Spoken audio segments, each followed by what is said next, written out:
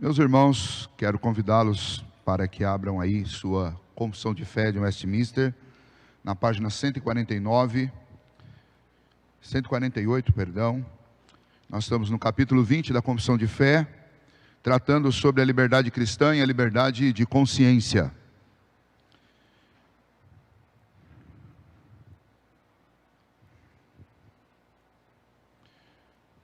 Nós vamos também abrir as Escrituras e o texto, que é um texto que nos norteia nesta última parte deste capítulo da Confissão de Fé. É o texto que se encontra lá na primeira epístola de Pedro, capítulo 2. Você pode também abrir sua Bíblia. Okay. Primeira epístola de Pedro, capítulo 2.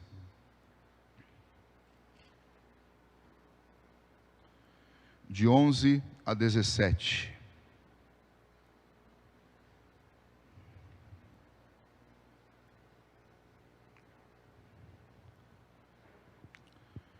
Primeira Pedro, capítulo 2, os versículos 11 a 17.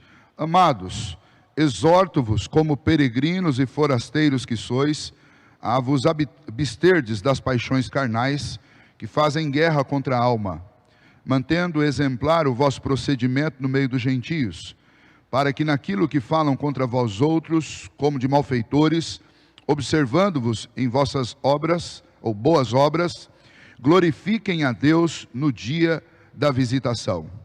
Sujeitai-vos a toda a instituição humana por causa do Senhor, quer seja o rei como soberano, quer as autoridades como enviadas por ele, tanto para castigo dos malfeitores, como para louvor dos que praticam o bem.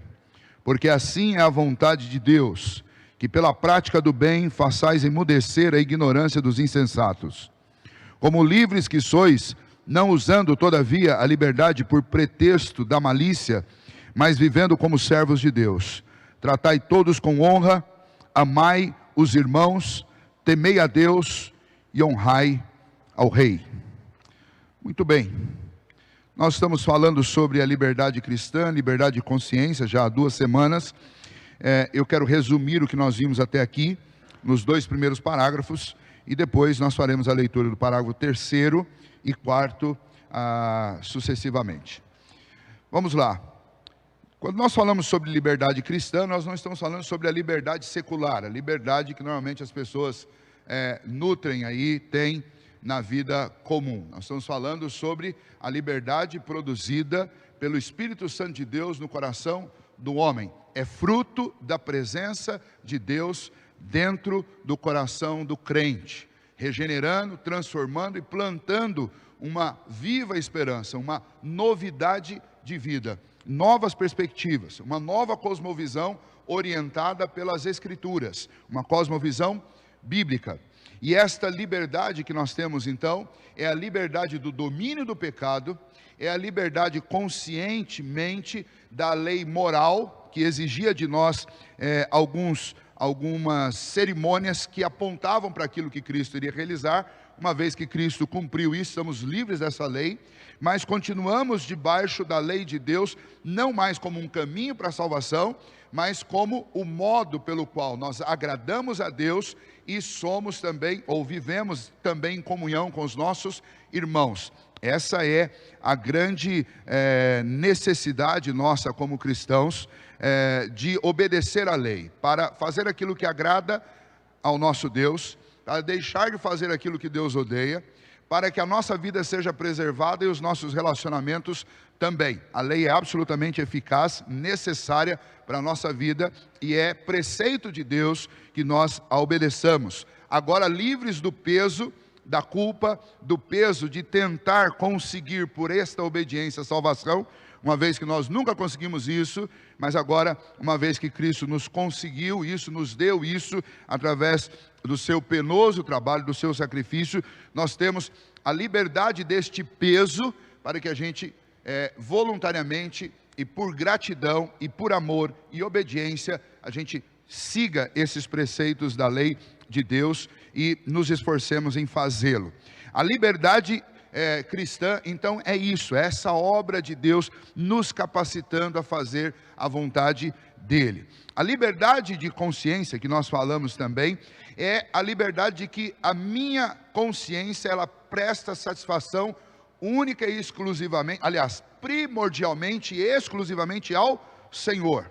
E isso significa que eu não devo sucumbir a minha consciência a nenhum outro que não seja primeiramente Deus ou aqueles, e nós vamos ver exatamente nos parágrafos 3 e 4 hoje, a não ser que sejam aqueles que falam em nome de Deus, coordenando e governando a minha vida enquanto aqui cidadão deste reino. Mas, para todos os efeitos, a minha consciência ela é cativa única e exclusivamente de Deus. Eu não posso me submeter a nenhuma igreja ou doutrina que, diferente daquilo que preceitua as Escrituras, tenta de alguma maneira levar cativa a minha consciência, fazendo-me refém de doutrinas, como se a minha salvação dependesse dessas doutrinas. Então, liberdade de consciência é estar livre do domínio do pecado e estar livre também da opressão dos homens que fazem isso pela força, pelo medo, pela culpa ou por algum outro subterfúgio, pela própria religião, para tentar de alguma maneira me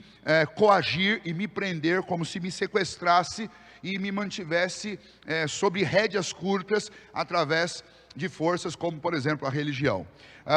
Resumindo os dois primeiros parágrafos, então, que nós tratamos da liberdade cristã e da liberdade de consciência propriamente dita, nós podemos dizer o seguinte: o primeiro parágrafo da confissão, nós aprendemos que a liberdade nos foi comprada por Cristo, por um preço altíssimo, e é aplicada em nosso coração pelo Espírito Santo de Deus, e nos proporciona uma liberdade. Nós somos libertos do domínio do pecado, somos libertos da ira vindoura, da ira condenatória, que pesava sobre cada um de nós por causa das nossas dificuldades em cumprir a lei, em obedecer a lei.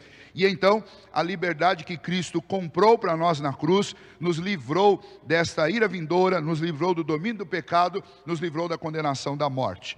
Também essa liberdade que Cristo conquistou para nós, aplicada em nós pelo Espírito, ela nos leva a uma obediência voluntária, por amor e gratidão ao Senhor.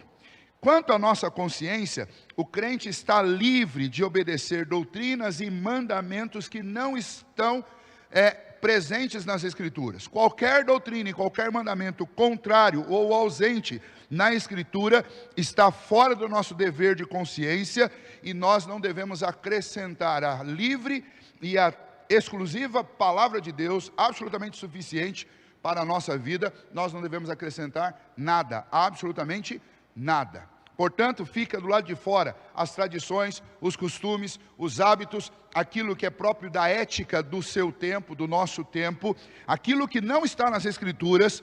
Nós não devemos de maneira alguma submeter a nossa consciência a isso. Portanto, o resumo aí desse parágrafo 2 é que qualquer igreja ou autoridade que exija obediência cega e absoluta está tentando destruir a liberdade cristã e a liberdade de consciência que foi comprada por Cristo para nós. Então, cuidado, esse deve ser um exercício constante nosso de autoexame e de exame da instituição aonde nós estamos, da qual nós fazemos parte. Os crentes lá de Bereia, você vai lembrar do texto, lá de livro de Atos, capítulo 17, verso 11, diz: ora, estes de Bereia eram mais nobres que os Tessalônica, porque receberam a palavra com toda avidez, examinando as Escrituras todos os dias, para ver se as coisas eram de fato assim. Os apóstolos iam lá e pregavam, mas antes de simplesmente acreditar cegamente naquilo que eles estavam ouvindo, eles iam conferir, examinando as Escrituras todos os dias, para ver se as coisas eram de fato como aquilo que estava sendo pregado. Por quê? Porque esta liberdade que Cristo nos conquistou, ela é caríssima. E eu não posso, como o próprio apóstolo Paulo diz lá em Gálatas, eu não posso me submeter novamente ao jugo de alguma doutrina ou ao próprio jugo do pecado, simplesmente por negligência ou por medo. Eu preciso entender, compreender, examinar as Escrituras e julgar se de fato as coisas são como estão sendo ensinadas. Isso em qualquer igreja, em qualquer doutrina, em qualquer estado, em qualquer lugar onde você viva. Se existe uma autoridade, essa autoridade deve ser constantemente confrontada com aquilo que a Escritura nos ensina. As autoridades são instituídas por Deus, e nós vamos estudar um pouco sobre isso. Elas são instituídas por Deus para o bem daqueles que fazem o bem e para disciplina daqueles que fazem o mal. Mas essas autoridades instituídas por Deus, que devem ser honradas e respeitadas, elas têm um princípio maior sobre a vida delas. Elas precisam obedecer e honrar e respeitar a Deus e a sua palavra, para que elas também sejam honradas e respeitadas, porque se elas fogem desse diapasão, que é o diapasão daquilo que é justo diante de Deus, daquilo que a palavra de Deus estabelece, então nós ficamos impelidos contra essas autoridades, porque, e aí nós vamos juntar mais um texto, o apóstolo Pedro teve que fazer essa declaração numa cidade e diante de um estado que perseguia o cristianismo, e ele teve que dizer: importa-nos obedecer a Deus do que aos homens, porque eu tenho um Senhor que está acima do prefeito, do governador, acima do imperador. Eu tenho um Senhor, e esse Senhor é Deus, e todos nós, eu aqui embaixo, o prefeito, o governador, o presidente ou o imperador, todo mundo presta contas para ele, ok? Então nós vimos esses dois aspectos aí inicialmente, e hoje nós vamos entrar pelo parágrafo 3º, e se Deus nos permitir, vamos concluir com o 4º. Parágrafo 3º da Confissão de Fé. Aqueles que, sob pretexto de liberdade cristã, cometem qualquer pecado ou toleram qualquer concupiscência, destroem, por isso mesmo, o fim da liberdade cristã. Ou, se você quiser trocar e fazer uma anotação, eu acho que a construção aqui do parágrafo ficaria melhor se, em vez de fim, estivesse aí finalidade, tá? Mas como a gente tem que ser fiel ao que está lá na hora de fazer a tradução, veio o fim, mas a ideia é finalidade, né? Destroem, por isso mesmo, a finalidade da liberdade cristã. Pelo contrário, sendo livres das mãos dos nossos inimigos, sem medo, sirvamos ao Senhor em santidade e justiça, diante dele, todos os dias da nossa vida. Muito bem, este parágrafo, ele faz ele apresenta aí como é que é a palavra? Um confronto, né? Ele apresenta aí um grande confronto, o confronto entre o pecado e a liberdade cristã. Por quê? Se vocês seguiram aí atentamente o que nós vimos até aqui, quando nós paramos na semana passada, nós paramos exatamente diante de um dilema. Que dilema é esse? O dilema é que, se de um lado você tem aquela pessoa que se submete à consciência alheia, se submetendo a doutrinas que são doutrinas de homens, e por causa disso tem suas consciências sequestradas, do outro lado também existe um outro extremo, que é o extremo daquele que, usando como justificativa a liberdade cristã, se permite absolutamente tudo, e não se limita, não põe limites às suas ações, e simplesmente passam a se comportar de forma, como nós chamamos, libertina. Começa a praticar libertinagem e pecado, usando como argumento a liberdade cristã. Então imagine que nesse terceiro parágrafo aqui, os nossos teólogos lá de Westminster, eles estão parando e falando assim: agora, preste bem atenção, se por um lado nós estamos livres, temos a liberdade cristã, temos a liberdade de consciência, estamos livres de todos os ditames e tradições que não são bíblicas, são dos homens, e somos convocados voluntariamente a servir ao Senhor obedecendo a sua palavra. Por outro lado, eu não posso usar essa liberdade que eu tenho agora para não me submeter a nenhuma autoridade que seja uma autoridade instituída por Deus, não me submeter à lei de Deus e simplesmente me dar a liberdade de praticar tudo aquilo que me vier à cabeça, usando por pretexto a liberdade cristã, e alguns até citando Paulo lá: todas as coisas me são lícitas. Esquece da segunda parte do verso, que diz que nem todas me convêm. Então, o que vai ser tratado nesse terceiro parágrafo aqui é o pecado e a liberdade cristã. Como é que a gente consegue lidar com esses dois pontos aqui? E o primeiro item que eu quero citar para vocês aqui desse parágrafo é que a finalidade, ou como eu expliquei ali, o fim da liberdade cristã é servir ao Senhor. Ou seja, para que Deus nos libertou do domínio do pecado? Qual a finalidade dessa libertação que Deus operacionou na nossa vida através do seu Filho, que se sacrificou em nosso lugar, e do seu Espírito que habita em nós e implanta em nós a fé e nos faz crer em Cristo? Qual a finalidade dessa obra? A finalidade é nos tornar servos de Deus, nos fazer servos do Senhor. Para quem estuda e acompanha os estudos de quinta-feira aqui na igreja, nós estamos estudando a carta aos Romanos, e essa semana, o capítulo 6, nós estudamos a segunda parte, do verso 17 até o verso 23, nós falamos especificamente sobre isso. Paulo usa o seguinte argumento para dizer por que você não pode viver mais na prática do pecado, você que é crente. Porque antes você era um escravo do pecado, tinha uma natureza pecaminosa completamente inclinada para a desobediência, para o pecado. Cristo nos libertou disso, fomos libertos disso. E quando eu fico livre, eu vou fazer o quê? Eu citei um exemplo eu estava estudando um pouco mais de um ano atrás, junto com a Cibele, ajudando num trabalho sobre a África, né, e a influência da história da África na história dos outros povos. E tem um capítulo lá que fala sobre a escravidão. E depois também um capítulo aqui na história brasileira sobre a escravidão. Há um assunto que está na moda hoje, até por causa da questão de racismo, tudo isso. Mas tem um capítulo interessante que me chamou muita atenção nesse estudo, que tanto lá no continente africano, como no Brasil, e como em muitos outros lugares onde existia, lá no começo do século XX, a escravidão ainda resistia, final do século XIX, início do século XX, um fato que era muito corriqueiro, era o fato de que algumas fazendas, alguns coronéis, algumas pessoas de muitas posses, que tinham muitos escravos, quando elas entendiam o assunto, e muitas delas eram obrigadas por força de lei, por força de decretos, a libertar os seus escravos, o que acontecia? Quando essa liberdade era dada para o escravo fazia o quê? Ele nasceu ali dentro daquela condição precária de escravidão. Ele não sabe viver outra vida a não ser a vida de servo, de escravo. Então o que acontecia com muitos deles? Alguns permaneciam por vontade própria no local, mas não tinham uma relação de empregabilidade, empregatícia. Continuam livres, mas vivendo como escravos do Senhor da terra da onde eles nasceram, do lugar onde eles estavam.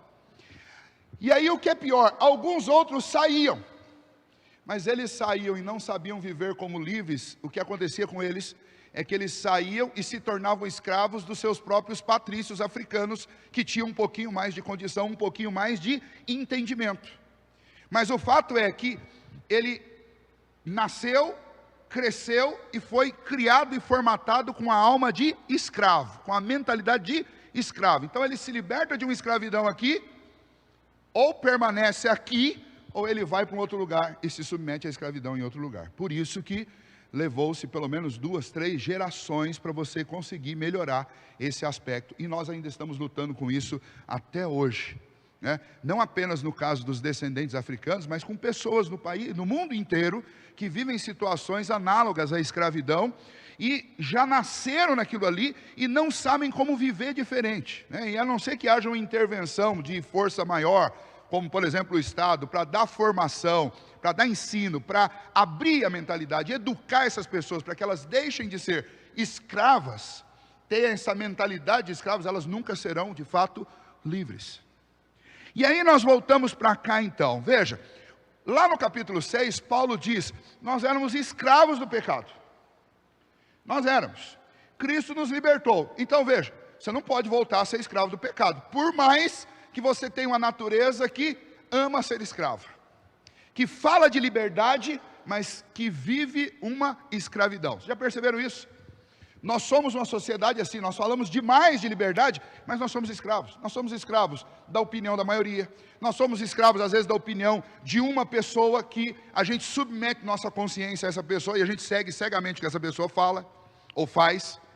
E aí, para quem acha que é o contrário, veja o que acontece nos nossos dias.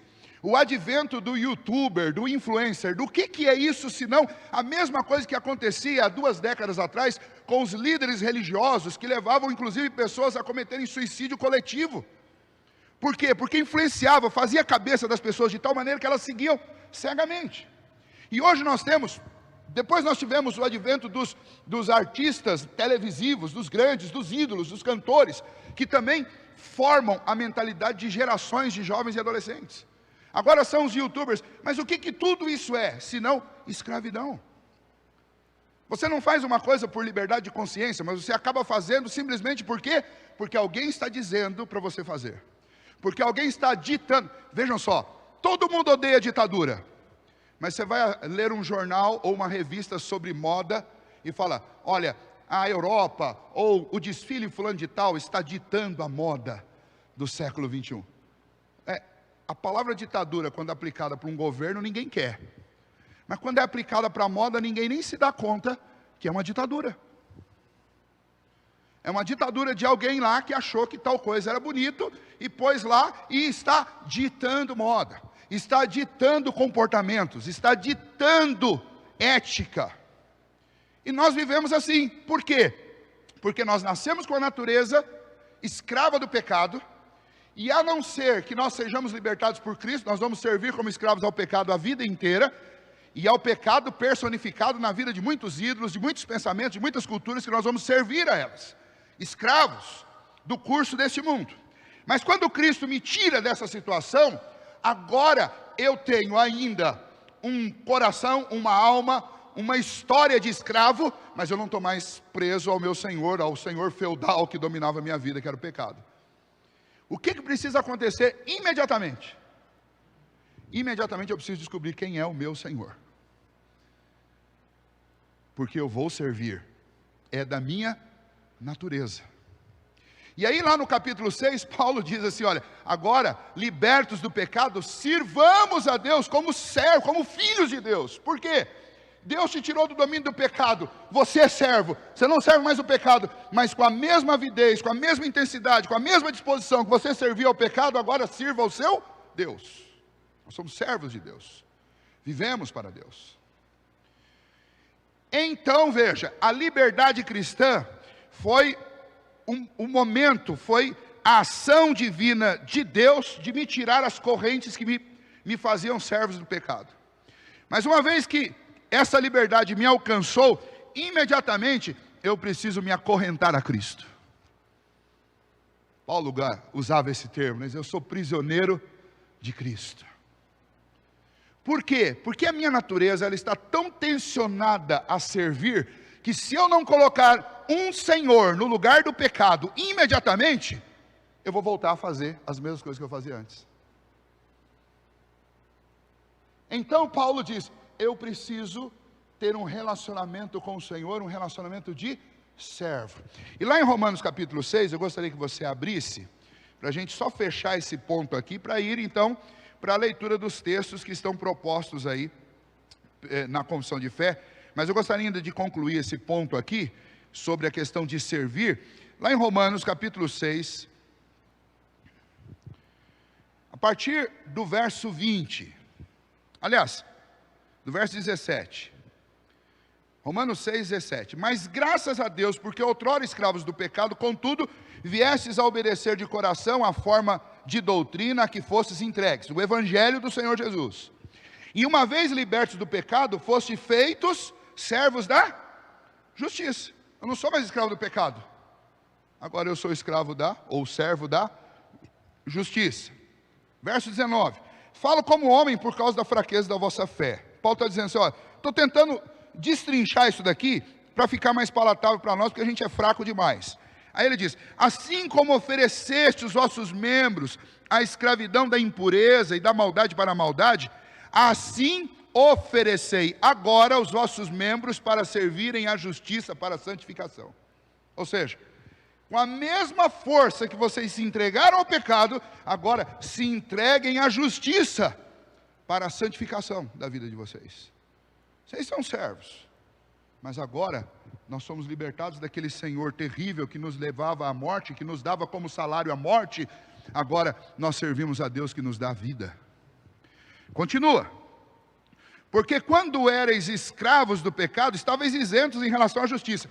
Como é que você vai cobrar a justiça de alguém que é escravo do pecado, que só pratica a injustiça? Eu não tenho como provar. Como é que eu vou cobrar a justiça se o escravo está fazendo a vontade do seu senhor, que é pecar? Mas agora, quem é o Senhor da minha vida? É Cristo. O que se espera de alguém que segue a Cristo? Que pratique a justiça. Se antes isso não era cobrado de mim, entre aspas, não era cobrado. Agora sim. Agora todo mundo espera. E isso é tão nítido, tão nítido. Quer ver? Não sei quem já passou por isso, mas você conhece alguma história desse tipo. Uma pessoa não é crente, ninguém se incomoda dela beber, fumar, aprontar uma porção de coisas aí. Quando eu falo essas coisas, estou sempre citando exageros, né? A pessoa faz de tudo, vive uma vida promíscua. A partir do momento que se torna público que essa pessoa se converteu, o que as pessoas começam a dizer? Os próprios amigos da farra vão sair para uma festa e falam, não, você não pode ir. Ou sentam na mesa, viu? Não, mas você vai beber, você não pode, você é crente. Porque até o mundo ímpio sabe que tipo de comportamento deve ser o comportamento de um cristão, sem excessos, né? Tudo me é lícito, mas nem tudo me convém. Agora vamos lá, veja a continuação.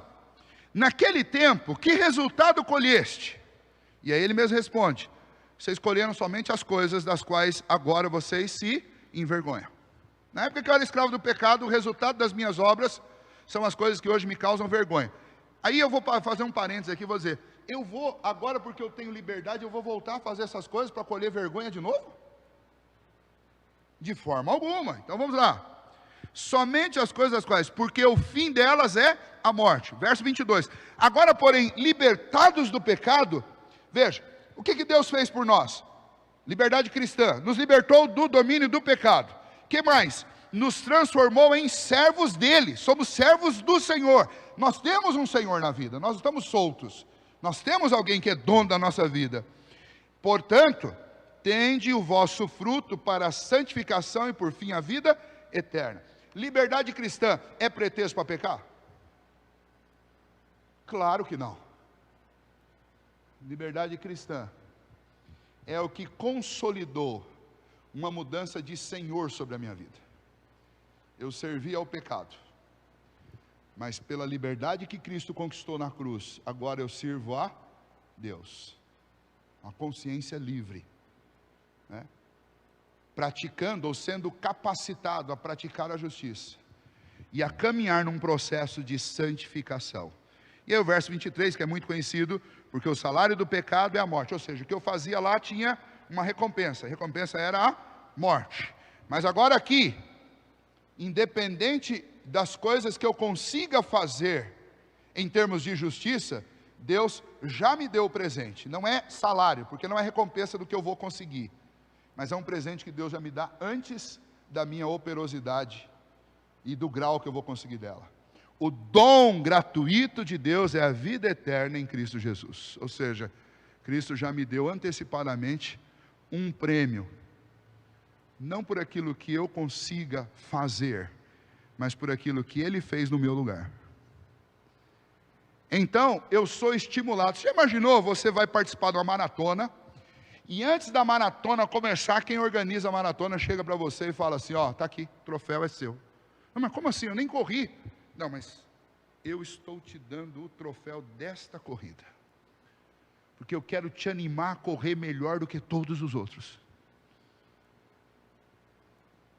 Ontem, meu filho veio aqui e correu com a sua camisa. E ele já bateu o recorde dessa prova. Ninguém é mais rápido que ele. Ele já conquistou o troféu antecipadamente. E agora quer dizer, o troféu é seu. Entra e corre. Você acha que você vai correr menos ou vai correr mais que os outros? Você acha que você vai entrar desanimado ou animado? Ora, que grande animação saber que a vitória já é minha. E que eu posso correr livre da pressão. Que eu posso correr livre do medo. Porque eu já ganhei o prêmio. Portanto, como é que eu lido com essa tensão? Era a palavra que eu queria lembrar lá no começo. Como é que eu lido com essa tensão entre pecado e liberdade cristã? Eu preciso primeiro convencer o meu coração e a minha alma que a finalidade da liberdade cristã é servir a Deus. Quais são as tentações que a minha mente e a minha alma têm em relação à liberdade cristã? A tentação de achar que a liberdade cristã é para eu poder satisfazer todos os anseios do meu coração. Deus não nos deu liberdade cristã para que a gente satisfaça todos os nossos desejos pessoais. Agora eu vou ser feliz. Eu vou fazer tudo o que me deixa feliz porque eu tenho a liberdade cristã. Não, a liberdade cristã Deus me deu para servi-lo. Ele me liberta do domínio do pecado para que eu possa servir livremente a Ele. É liberdade cristã. Pode falar, Newton. Exatamente. Isso.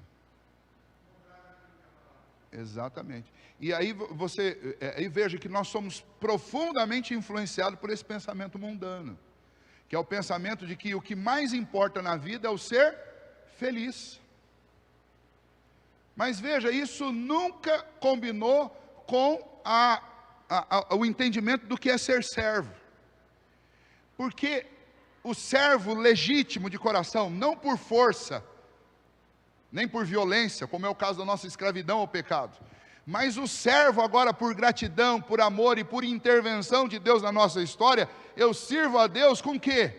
Com toda animação, com todo ânimo, com toda dedicação, com todo amor. O servo, o que ele mais quer na vida? Não é ser feliz. O que ele mais quer na vida é fazer o seu Senhor feliz, porque se o seu Senhor estiver feliz, ele também está. Você fala assim, não pastor, será que é isso? Esse negócio é meio assustador. Não, não é não. Você que é casado e tem filho, vou dar um exemplo. O que o pai e a mãe mais querem na vida? A felicidade dos filhos. A gente sabe muito bem o que é esse conceito. Porque se eu ver que o meu filho está andando bem e que ele está feliz, eu também vou ficar feliz. Esse é o mesmo conceito. Qual que é a felicidade do servo? É ver que o seu Senhor está contente e feliz. Porque o contentamento do seu Senhor contenta o seu coração. John Piper, ele fala disso usando uma outra expressão que ele empresta lá de Jonathan Edwards, e ele diz assim que o que traz contentamento para a minha vida é glorificar o meu Deus. Quando o meu Deus é glorificado por aquilo que eu vivo e que eu faço, o meu coração é satisfeito, e eu encontro a satisfação que eu não vou encontrar em nenhum outro prazer, que tem como finalidade tão somente a mim mesmo. Esse é o princípio bíblico para a nossa vida. Deus nos deu o seu Filho, ou seja, o que Ele tinha de mais precioso, Ele deu para a nossa salvação. E agora o que é esperado dos servos, que os servos amem tanto o seu Deus, amem tanto a Cristo Jesus, que eles ofereçam a sua vida como escravos de justiça. Por isso que Paulo vai dizer, eu vou citar novamente aqui, que Paulo vai dizer que o meu viver agora é Cristo.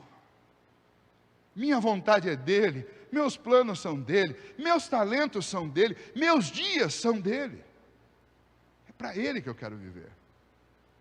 É óbvio que isso tudo não anula a nossa humanidade, essa humanidade criada por Deus, desenhada por Deus, onde nós temos curiosidades, onde nós temos planos, onde nós somos construtivos, nós gostamos de construir, nós gostamos de conhecer, e Deus nos deu talentos pessoais para trabalhar.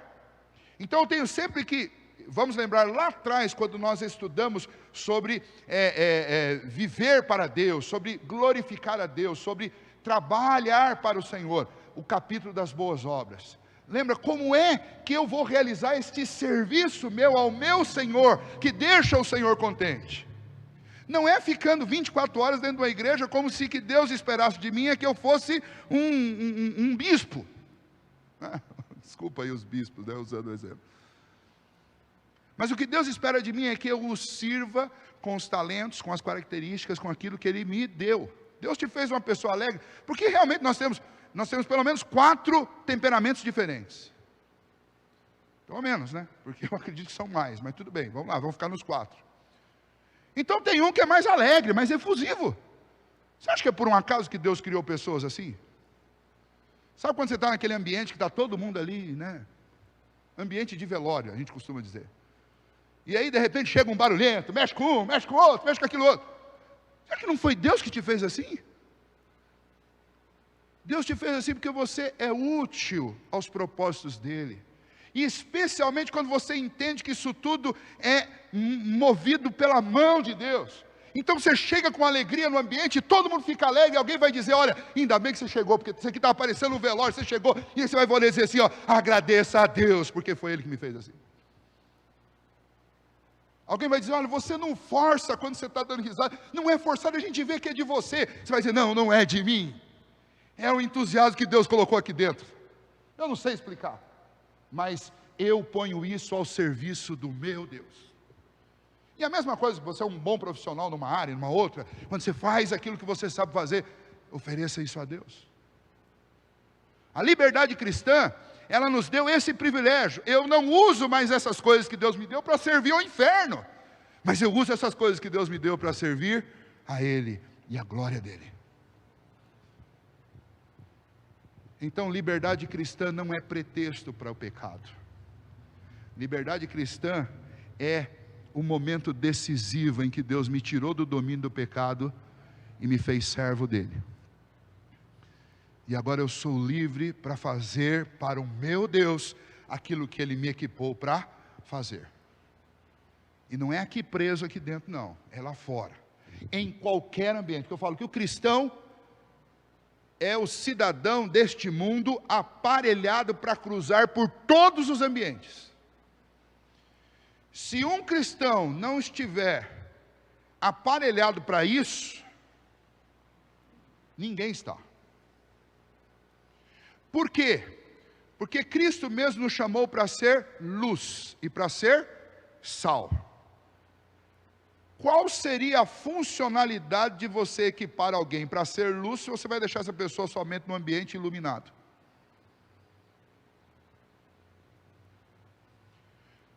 Qual a necessidade de pôr mais sal naquele lugar onde já está no ponto do tempero? Não é aí. Porque se fosse assim, no dia da conversão, Deus podia dar um estalo de dedo lá, né, uma palavra de ordem e manda ser para a glória. Nós vamos ficar aqui correndo risco para quê?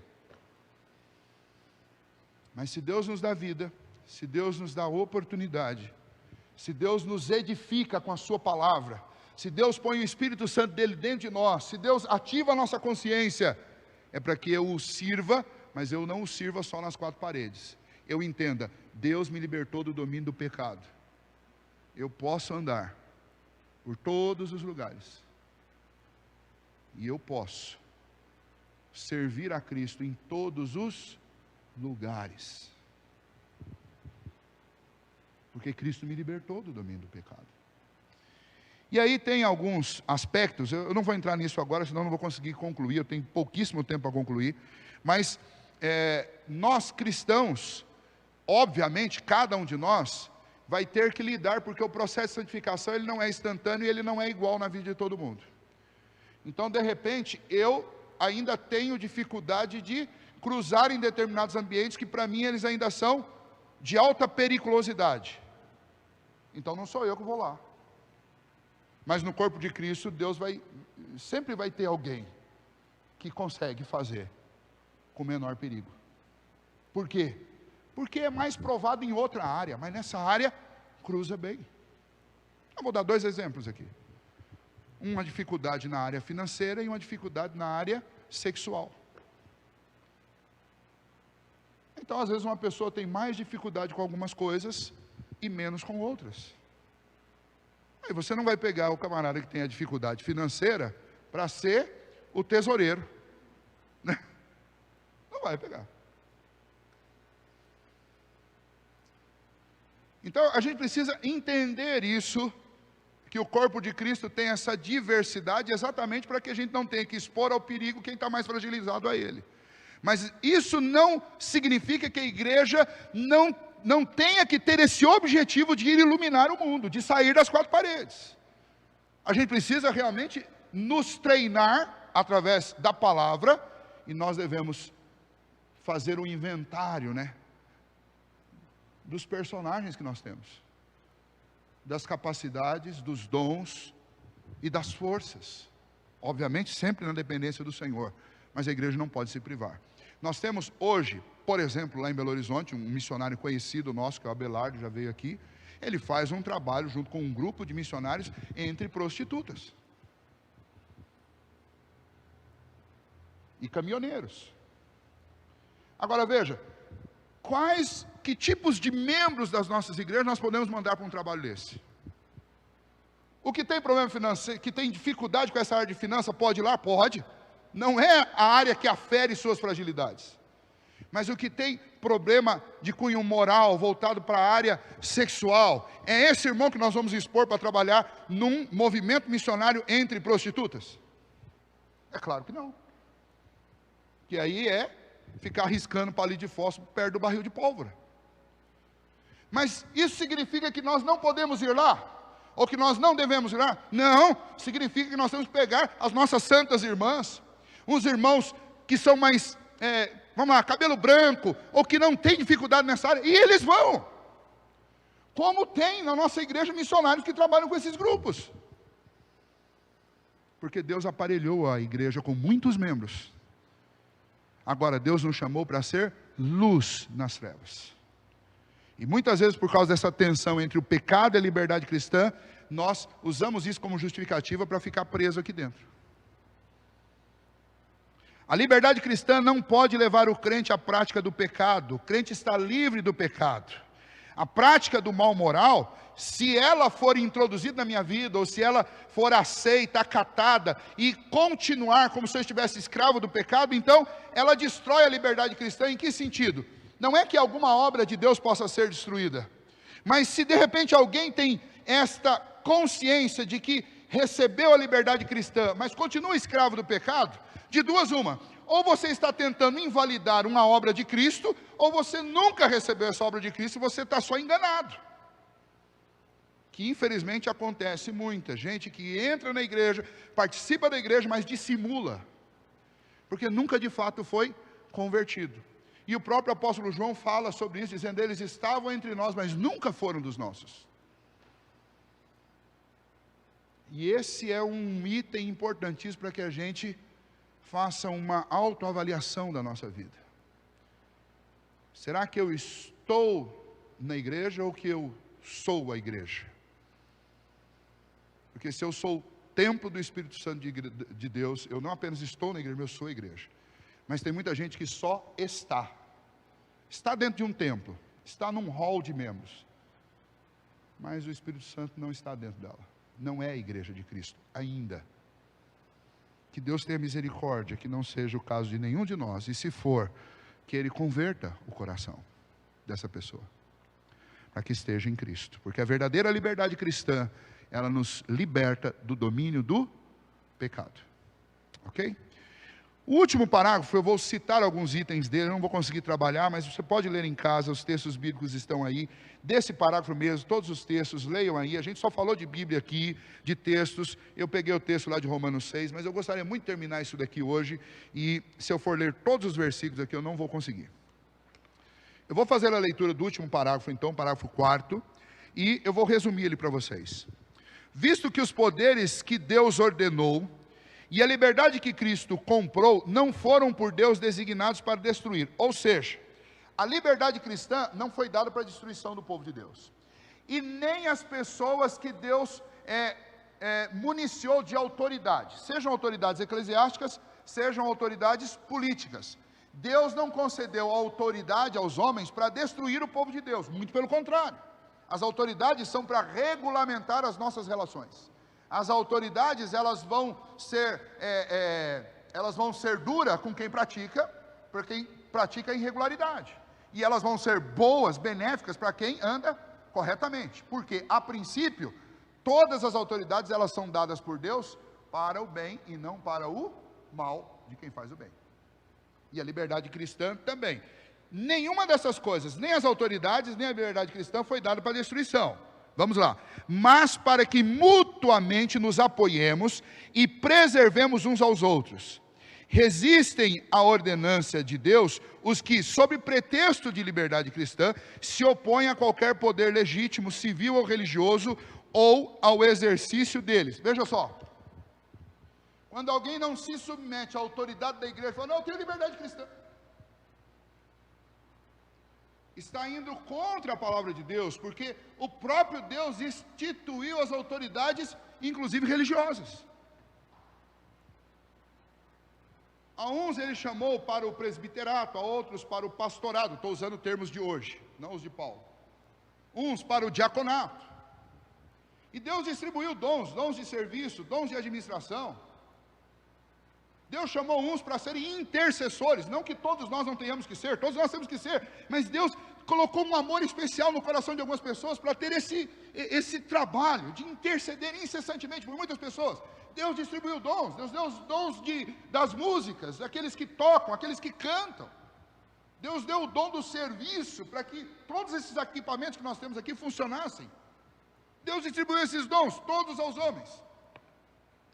E a gente tem às vezes uma dificuldade especificamente com aqueles que receberam o dom de liderar, porque a gente começa a achar que esse pessoal é contra a gente. Uma vez uma pessoa falou assim: pastor, mas olha, eu vejo lá na liderança, são sempre os mesmos. Eu falei para ela assim: olha, nessa época eu estava já há uns 13 anos numa cidade, eu falei assim: olha, eu vou 13 anos no mesmo açougue, é o mesmo açougueiro. E eu faço questão que seja, porque ele sabe o que ele está fazendo.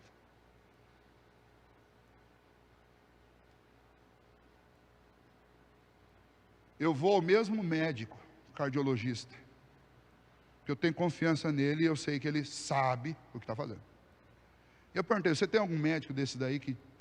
Não, pastor, tem um médico que fez o parto da minha filha. E apesar dela não ser mais criança, ele é pediatra, mas ele cuida dela até hoje. Já era uma moça. Eu falei: por quê? Porque eu tenho confiança que ele sabe o que está fazendo. Sim. Sabe por que você tem confiança? Porque Deus deu esse dom para ele e é o que ele faz. Mas já imaginou se você chegasse no consultório lá, todo ano tivesse um médico diferente lá? Ah não, o médico foi eleito para vir para esse cargo aqui. Eu não estou defendendo que a gente não tenha a oportunidade de escolher os nossos líderes, mas eu estou defendendo o seguinte: que dentro de uma igreja, como dentro de qualquer outra instituição, Deus levantou gente para liderar. Deus levantou gente para administrar. Deus levantou gente para executar. Vou dar um exemplo para vocês. Deus me chamou para o ministério, para pregar a palavra. Mas antes de ir para o ministério pregar a palavra, eu já era diácono há 4 anos. Perdão, 3 anos. Eu saí 1 ano antes de terminar o mandato, fui para o seminário. Já era diácono há 3 anos. E sabe por que eu era diácono? Que eu gosto do serviço. Eu gosto de coisas que você faz com a mão. Os móveis da minha casa, eu que fiz, porque eu gosto de mexer com coisas da mão. Eu gosto de fazer pão, gosto de pôr a mão na massa, eu gosto dessas coisas. E aí eu tive que ir obedecendo um conselheiro meu, nos primeiros anos de ministério, eu tive que deixar de ser diácono. Porque nos primeiros anos de ministério, eu não queria só pregar, eu queria pregar, mas eu queria fazer o trabalho do diácono também.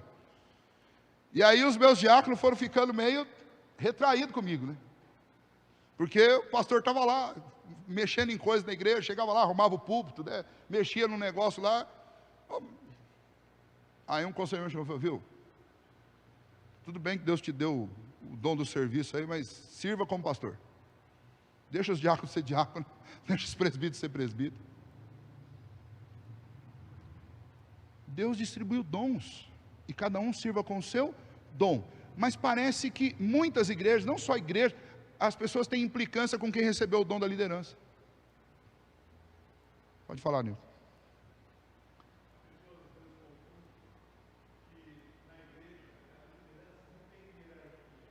Claro que não.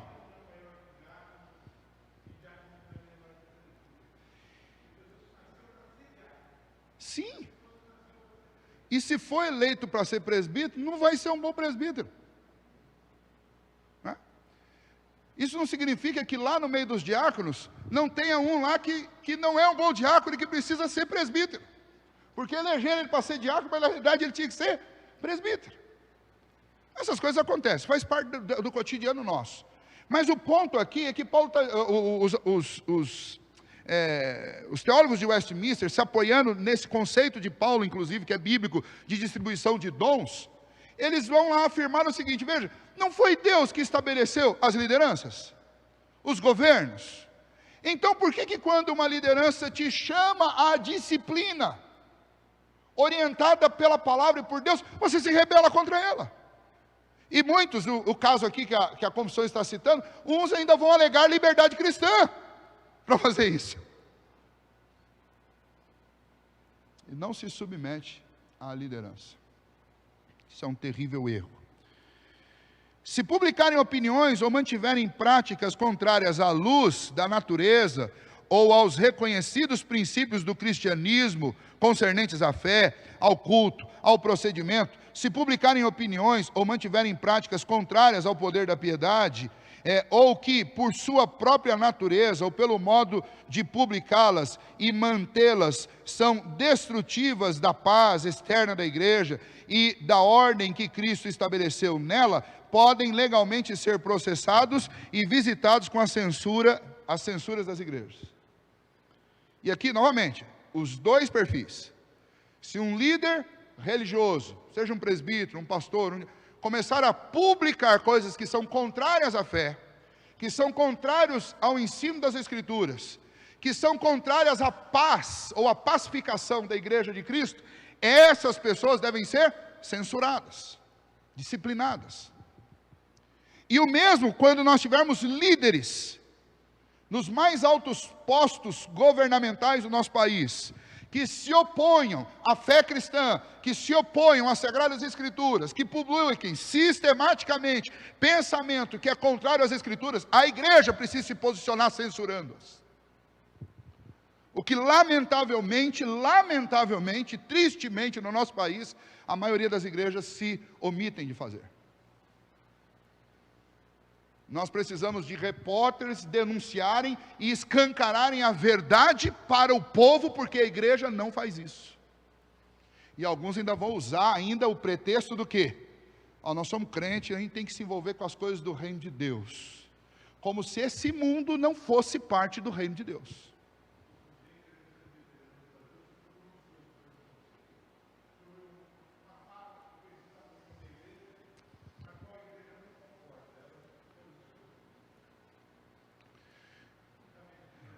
Sim, a igreja, ela tem o seu cuidado interno e deve fazer.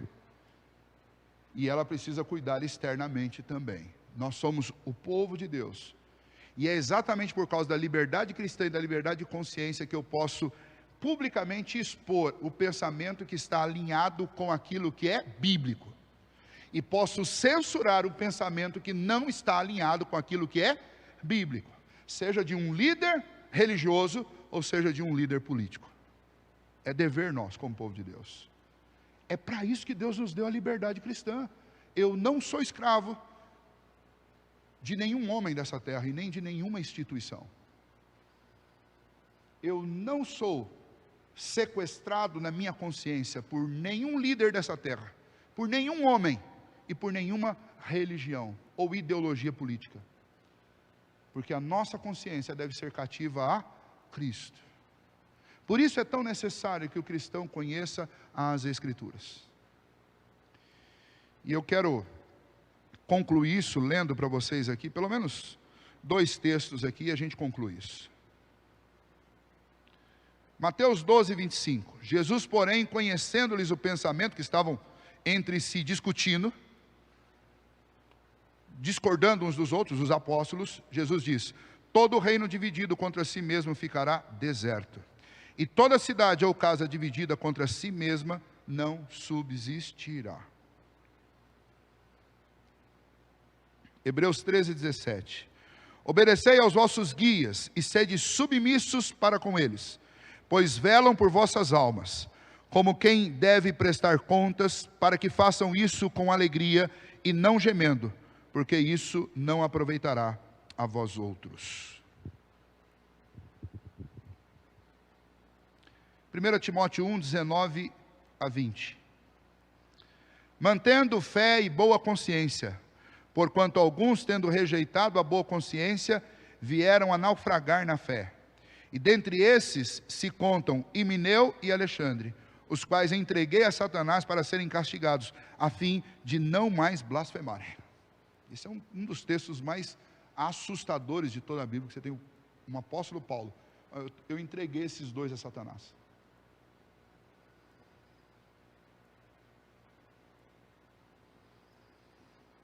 Isso é só para a gente entender um pouquinho sobre esta autoridade da qual Deus revestiu aqueles que lideram o povo de Deus. Porque Paulo não falou isso aqui porque ele estava ressentido. Paulo falou isso aqui porque esses dois atuavam contra a fé, contra a natureza da fé cristã, contra a paz da igreja, contra aquilo que é bíblico. E Paulo trata com firmeza quem atenta contra a liberdade cristã, contra a fé em Cristo Jesus. Romanos 13, não podia ficar de fora, versos 3 e 4. Porque os magistrados não são para temor quando se faz o bem, e sim quando se faz o mal. Queres tu não temer a autoridade? Faz o bem e terás louvor dela, visto que a autoridade é, vejam bem, a autoridade aqui, sem dizer se é pública ou se é eclesiástica. A autoridade é ministro de Deus para o teu bem. Entretanto, se fizeres o mal, teme, porque não é sem motivo que ela traz a espada. E aí de novo aqui um lamento pastoral. Que pena que principalmente as autoridades políticas tenham largado a espada em casa, há muitos anos. É por isso que a gente precisa colocar grades nas nossas casas. Porque as nossas autoridades não usam a espada, ela é só um pretexto. Pois é ministro de Deus, vingador para castigo do que pratica o mal. Pastor, duro discurso esse, pastor. É duro. Mas quem foi que disse que a Bíblia é um livro de textos, como eu falei na semana passada, dos homens, de texto pastel? A Bíblia é um livro de coisas profundas, consistentes e impactantes. E nós somos o povo da Bíblia. Nós temos que viver de acordo com a nossa única regra de fé e de prática. No que tange a eternidade, Cristo Jesus oferece perdão e justificação para todo aquele que crê. Ele é um Deus de graça e de misericórdia. Mas também no que diz respeito à eternidade, o nosso Deus oferece o lago de fogo e enxofre, juízo e castigo eterno, para aqueles que não creem no único caminho de salvação, que é Cristo Jesus.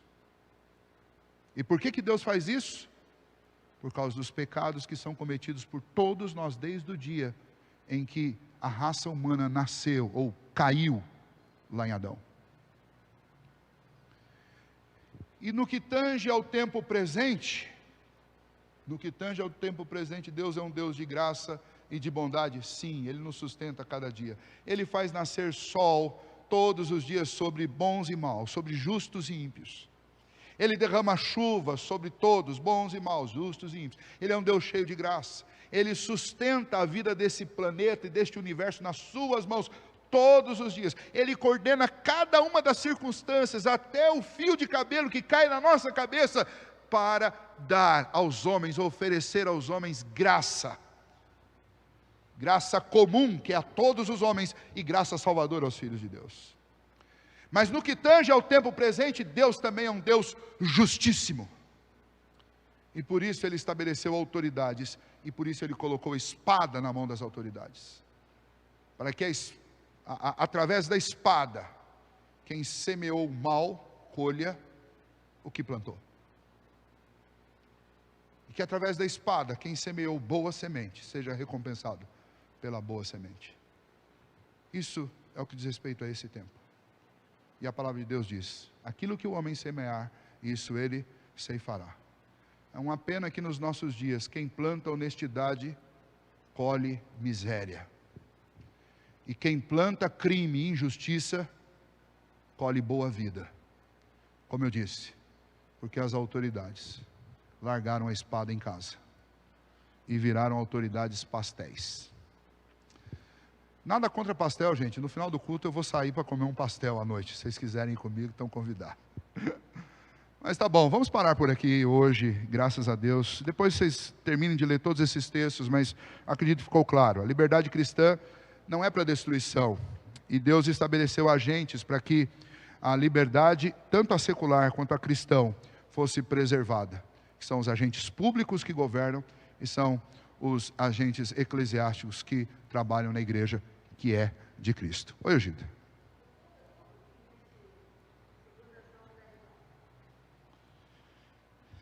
Deixa eu abrir aqui só um pouquinho.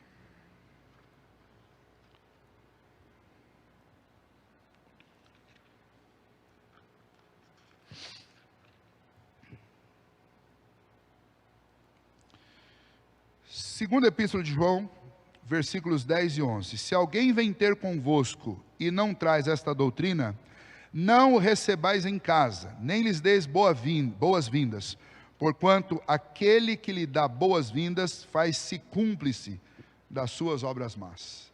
Ô Gilda, que bom era aquele tempo, que a única maneira de você dar boas-vindas ao malfeitor era abrindo a porta da casa. Nesse tempo eu diria que era fácil de você não ser cúmplice das obras más, porque bastava que você mantivesse a porta da sua casa fechada, porque esta é literalmente o preceito bíblico. Nem sequer receba na sua casa quem é alinhado com as obras do mal.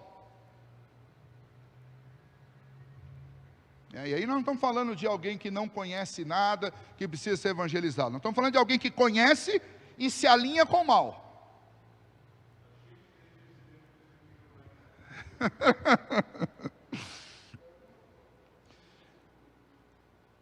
Agora, nos nossos dias, esses malfeitores, eles entram pela televisão, eles entram pelo computador, eles entram pelo celular.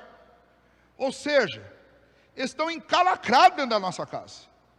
E se você for pegar especialmente esse texto, nós somos todos cúmplices.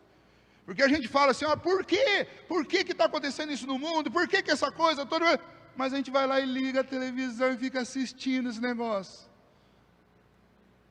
Bate palma para essa coisa. Compartilha. Eu vou contar uma coisa para você, confessar. O birra que eu tenho de grupo de WhatsApp. Eu participo de pouquíssimos grupos de WhatsApp. A nossa igreja tem um grupo lá, e eu vou explicar para vocês por que o grupo é fechado. É um grupo só para transmitir devocionais e avisos. Sabe por que o grupo é fechado? Eu já tive experiência amarga de ter grupo de WhatsApp da igreja, e volta e meia aparece lá Paulo Coelho, Papa Francisco, Chico Xavier, e por aí vai. Ai, pastor, mas é bonitinho, eu compartilhei. 2 João 10, 11 para você. Gente, o inimigo, ele não traz o prato com coisa podre para você. Ele traz o prato com coisa bonitinha. Como é que você vai gostar dele, se não tiver bonitinho? A historinha que o Isaías gosta de contar aí, ó. Diz que político morreu, foi para o inferno. Vou usar político porque está na moda falar mal de político, então não. Morreu, foi para o inferno. Morreu. Chegou lá, tinha um elevadorzão lá, um botão para cima, um botão para baixo. Ele entrou no elevador, botão para cima, claro, né? Opa, pular de cima só pode ter coisa boa. Aí chegou lá, disse que era um céu, um lugar tranquilo, um paraíso. Tudo calminho, silencioso. Você ouviu uma música lá, dos anjos adorando a Deus, né? Uma visão magnífica. Aí passou um dia lá, no final do dia, apareceu um indivíduo lá para ele e falou, amanhã você tem a oportunidade de passar um dia lá embaixo, para ver como é que é. Mas tem certeza? Não, tem. Pode passar um dia lá. Mas nem quero, vou ficar por aqui não. Não, é obrigatório, você tem que conhecer lá de baixo. Aí disse que o cara foi no outro dia, passou lá o dia inteiro.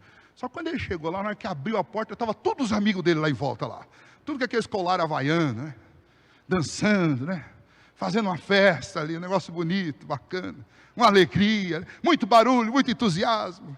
Comendo, bebendo, picanha para tudo enquanto é canto. Aí ele passou um dia lá, se esbaldou. No final do dia, chegou cansado, pegou o elevador. Aí o cara estava lá junto com ele lá. E aí, o senhor tomou a decisão? Para onde o senhor vai? Ele falou, olha, gostei do céu, muito bonito, muito calmo, né? Tudo limpinho, branquinho, né? Mas meus amigos estão tudo lá embaixo. Tem uma festa rolando lá boa, rapaz. Eu fazia outra ideia, eu achava que o inferno não era outra coisa. Eu acho que eu vou para lá. Tem certeza? Não, tenho certeza. Então tá bom. Apertou o botão e desceu. Quando ele desceu, que abriu a porta do elevador, as labaredas de fogo já pegou ele lá do lado de dentro, lá já lambeu ele inteiro assim. Ele quis fechar a porta do elevador, mas daí já não dava mais. Aí ele encontrou os amigos, ele falou, viu, e tudo chorando, sofrendo. Ele falou, mas ontem eu vim aqui, estava tudo maravilhoso. O que aconteceu? Aí ele vai falar, ontem nós estávamos em campanha. Hoje você vai encontrar o mundo real. O diabo é assim, ele vem em campanha bater a campainha da sua casa. Antes era a campainha, né? Porta da casa. Agora ele vem pela internet. Ele vem mostrando coisa boa, bonita e gostosa.